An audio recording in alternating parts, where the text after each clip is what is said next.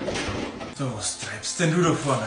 Ich hab gar nichts gemacht. Ich hab gar nichts gemacht, Alter. Gar nichts. Nix? Das schaut aber ganz anders aus. Hast du grad Mütze, Glatze, den Jochen peitscht, ein Johannes einmal gesagt, was Loch ist? Musst du da einen Verein erinnern? Manche Leute klopfen einfach und kommen rein. Seit wann musst denn ihr mein eigenes Haus noch immer anklopfen? Sag mal, feitst du oder was? Maxi, die Scham jetzt, sag mal her, wie groß ist er denn? Oh nein, Alter. Wie der Fahrer, oder? Ist das grad dein Ernst? Sechs Bierflaschen in den Hosen, hä? Echt jetzt?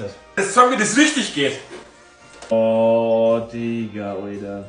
Auf alle Fälle brauchst du einen Säckel. Warum hast denn du einen Säckel dabei? Neu oder dabei, Notfallsäckel. Also das ist ja ekelhaft. Warum? Säckel, du tust deinen Schlauch rein. Echt nicht. Das ist heutzutage ist das normal. Das ist aber nicht normal. Sauber draufspitzen, dann geht's noch besser. Nein.